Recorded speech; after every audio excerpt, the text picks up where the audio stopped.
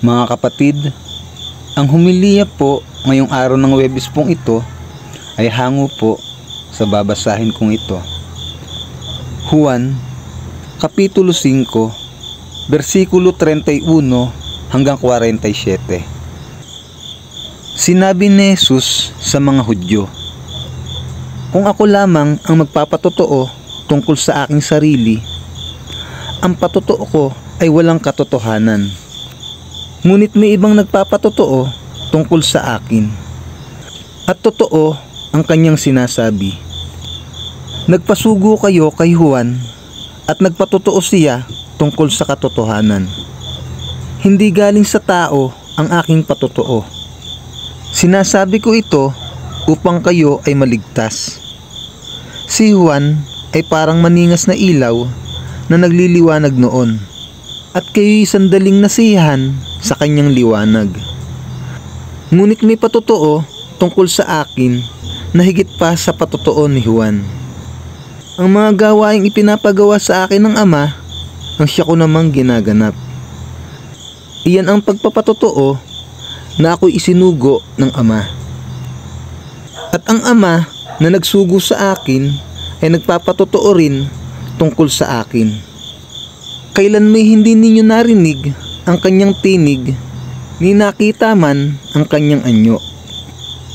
Hindi nananatili sa inyong mga puso ang kanyang salita, sapagkat hindi kayo sumasampalataya sa isinugo niya. Sinasaliksik ninyo ang mga kasulatan sa paniwalang doon ninyo matatagpuan ang buhay na walang hanggan. Ang mga kasulatang iyan ang nagpapatotoo tungkol sa akin. Ngunit ayaw naman ninyong lumapit sa akin upang kayo magkaroon ng buhay. Hindi ako naghahangad ng parangal ng tao, subalit kilala ko kayo. Alam kong wala sa inyo ang pag-ibig ng Diyos. Naparito ako sa pangalan ng aking Ama, subalit ayaw ninyo akong tanggapin.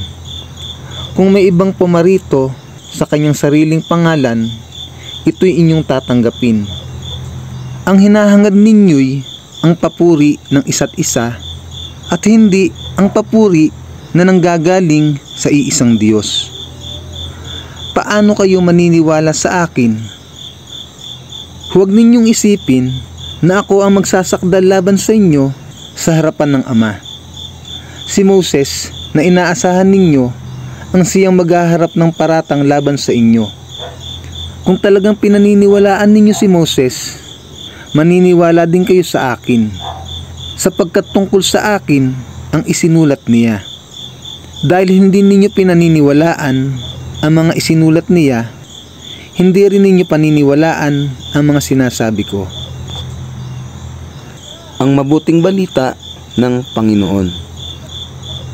Pinupuri ka namin, Panginoong Hesukristo.